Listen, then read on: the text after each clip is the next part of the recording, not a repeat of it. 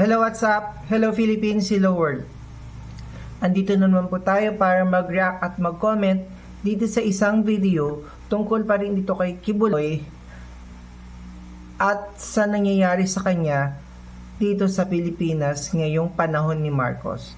Lumalabas dito sa video na to na isinisisi ni Kibuloy kay Marcos ang nangyayari ngayon sa buhay niya. So tapos na ang gamitan, nagamit na niya lahat ng pwede niyang magamit, walang nangyari. So wala na siyang magawa ngayon kung hindi manisi ng tao. Wala po tayong magagawa. Totoo nga po na ang kasalanan ay dapat pagbayaran.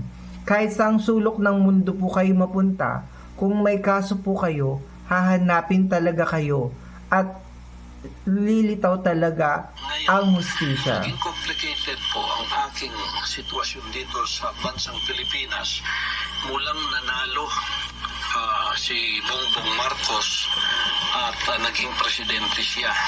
Nang pumunta siya ng bansang Amerika, nagbago na po ang ihip ng hangin. Kasi nung bumalik siya rito, kaibigan na niya ang bansang puting Amerika. Kaibigan na po niya ang bansang ito at inopen na niya ang Pilipinas. Kaya nagkaroon tayo ng mga Amerikanong marami dito. Marami na pong Amerikano dito noon pa. Di ba nga tinulungan tayo ng Amerikano?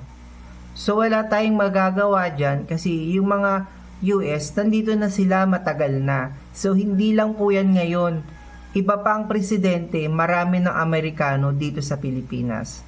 Kailangan nyo lang pong tanggapin na ang tama ay tama at ang mali ay mali. At pag may nagawa kayong mali, kailangan yung pagbayaran. Nandiyan na yung EDCA at hindi lamang po yun na naging open. Pati po ako, ang kaso ko ay naging complicated dahil isinama na po sa sitwasyon. Wala po kayong dapat sisihin sa kaso nyo kung hindi kayo.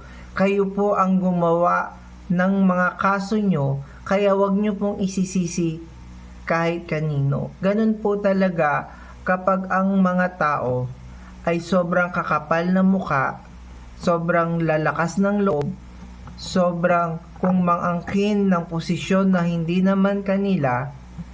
Ganun po talaga ang nangyari.